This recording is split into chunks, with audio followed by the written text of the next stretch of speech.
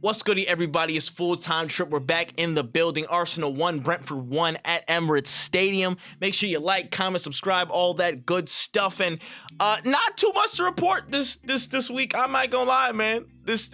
After the high that was the Madrid game, I had no expectations. I didn't care if we started Gunnosaurus, win the dog. You know what I'm saying? Like, we brought our Sharvin back. You know what I mean? We brought all these oldies back in and just assembled a random ass squad to get the job done. I wouldn't have cared at this point. I'm gonna be real with you, bruh.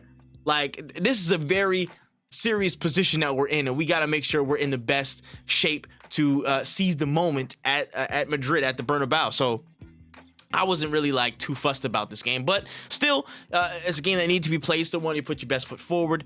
Overall, I think the hallmark of this game is kind of represented the hallmark of a lot of our season as well, in just doing well and having the system and talent to, you know, glide through the first two phases against anybody. But when it comes to the finishing touches in the final phase, just not having enough of that there to get over the line, to bring us through certain moments, you know. I thought, again, we settled pretty well in the first half. I think it was a couple of rocky moments out the gate, but I think we settled into a good rhythm in the first half. Really, some really inventive set routines and such. And yeah, just didn't really get the chances that we wanted to go through. But overall, it wasn't a bad performance. It wasn't, you know, oh, this is completely, you know what I'm saying, like, oh, the worst thing we've ever seen. Nah, I don't think it was even that bad. It was just bog standard, kind of shrug your shoulders type of stuff, you know, and I wasn't too fussed about it. We continued to find rhythm. We continued to, again, keep pushing. Then our subs came in, which is basically our starters, and our starters started to push on tempo and add a little bit more. A great move from David Raya to just thread the needle with a little outside spin, get a perfect pass into Rice, and Rice is on the run, and then Rice runs it all the way down the pitch practically, and then gets it right to Partey for a nice slotted finish. And then it looked like we were cruising, it looked like we were good, but then a little bit of fracas in our defensive box, it just caused a bit of a stir. Good header back in from Collins, and then a great just turnaround swivel finish from Wisa, and it's 1-1, and then that's pretty much how the game pans out. Even with 10 men, I think it was pretty good signs of how we were dominating and still finding ways to get through, but the finishing touch, it's the final action. What gets done in the box? That's what it is, man. And again, many people like to be reductive. Many people like to, again, erase all the good that can be done, but looking at the entire path of stuff, it's just the hallmark of the season, how we've done so much good to, again, foolproof our build-up, foolproof how we approach getting up the pitch, and we do it very well in so many different instances, as you saw today with Declan Rice's carrying, with Saliba's carrying, with some really great pass play and interchanges from the right-hand side of the pods. Waneri and Zinchenko, I thought, had a really good game as well. So much of that is so good, but if we don't have the impetus to just will things forward in the final third, it's not coming off, and it's not the level of quality that we need to be in the place that we're supposed to be, and really fulfill the rest of the potential that we know we have. You know, because the rest of this is down to individual moments. I talked about this on Twitter. So many people did talk about this on Twitter in the past, you know, few days. Our system is really good. Our system is geared to approach so many situations with absolute, like, intent and poise and purpose and effectiveness. So it's so great in so many different contexts. But where we have not been able to get the best of it is individual moments and fear factor from those individual moments of brilliance. And that supplementing, we have our order. The system is the order. We have our ability to approach games, know how to press, know how to defend, know how to build up, know all the mechanisms and things that we have to do in the finer details of the game to set up in the best way to win. But we don't have enough of the chaos. We don't have enough of that. Again, something that we've been talking about for about 2-3 years now. That level of X factor that makes all of these top teams, all these other top teams in the world, dangerous. They can turn a game on a dime. Just a moment of ingenuity. They can do it themselves, and they break out and they create fear. And I think from that makes systems so much more effective, because there's so much gravity, and it's easier to see danger that's manifested in a person and not the system.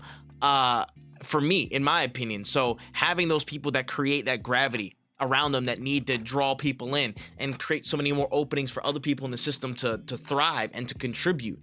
That's what's important. And it was just on show today. We just do not have that currently. And again, our chaos creators, Saka's not up to full fitness as of yet. Jesus, not even anywhere around here, and that's pretty much the beginning and end of it. Some people could say Havertz is kind of a chaos creator with some of the runs that he makes in space, but not really. I don't really count him as a chaos creator, so to speak. He's just very intelligent with his runs and the ability to draw people in. Maybe it is in a way. I don't know. I have to revise that thought. But still, the point remains. That level of chaos is not at the level where we're pulling games, we're pulling draws to wins out of the bag because we had one moment of individual brilliance. The season that this season was defined on, Liverpool and the individual brilliance of a few people, but namely Mo Salah, where he's able to pull magic out of damn near any situation.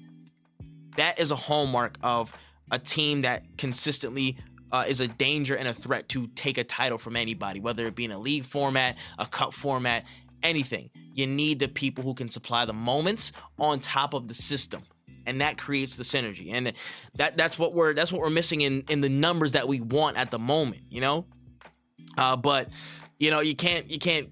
I think we're on the way to address that. I just wish it would have came sooner, but that's long-term thinking. But we still got to do the job that we got to do and move forward regardless. So in terms of performances today, probably my standouts, Declan Rice definitely was my standout. One of them for today. I thought he was very, very good. Again, just on the carry, just being very front-footed. Again, the conversation about him not being an 8 is still, it's bogus to me. It's still bogus to me. He shows so many great traits, especially when we have so many. We can create so many transitional moments, and having somebody that is geared to run and to carry and to, again, apply himself across all these phases is so important. I don't know why not having him there would be such a better move in the short run right now. You know what I'm saying? Long term, we can reassess as the team changes and evolves, but Declan Rice, he's just doing his damn numbers. I just hope his fitness is all the way up and he's ready to go for Madrid, because he got a whole lot of running ahead of him, buddy. He got a whole lot of running on Wednesday, dog. I thought Saliba was another really, really great just performance. I think he might have been my man of the match still. Regardless of the goal conceded and stuff, I think he's probably still my man of the match. And regardless of Rice's assist, he might be my man of the match personally. Just the ability, just by himself, I think he was marshaling almost every side, covered horizontally almost every part of the back line, just warding off danger, just the coolness in possession, and with there's loose balls or anything that's bouncing, able to take that down, evade, battle with Wisa, make so many forward runs and clip passes that were just dangerous, man. There was just an added sense of freedom that he had today that I really liked, and I love seeing that. So was good from there. I thought Zinchenko probably my third standout, if I could round it out there. I thought Zinchenko actually was very, very good in that left 8. He was chopping people, really good crosses. There was a zip. There's always a zip in his play when he's on, and it just feels crisp. It makes us feel more crisp as a side, and as much as, again, there is the liabilities of his profile, not physically the best at damn near anything, but technically he is one of the best players in the Premier League, to be genuinely honest. Technically, he is so good, and when he's on, everything feels crisp and everything ticks a lot faster. So credit to him on that. Everybody else got some minutes. Everybody else felt good. Hey, my mind's on Madrid. I'm ready to get up out of here, man. Madrid. I'm that's it. They're about to open the gates of hell to try and unleash some primordial forces and try and get us back for what we did to them at the Emirates. Listen, this is gonna be crazy, but in the short run, let me know what y'all thought of this match at Brentford in the comment section below. Let me know about some of the Madrid stuff as well, man, because this is gonna be a doozy. But yeah, listen, I appreciate y'all. We keep moving, we keep doing our thing. And yeah, we just keep on rolling, man. Madrid on Wednesday. That's the big one, boy. That's the big one. Y'all, hey, say y'all prayers, eat y'all vitamins, do what y'all gotta do. Lock in, man. Gotta lock in. This has been Full Time Trip. It's all the time I got. We'll see y'all later, man. See you, YG.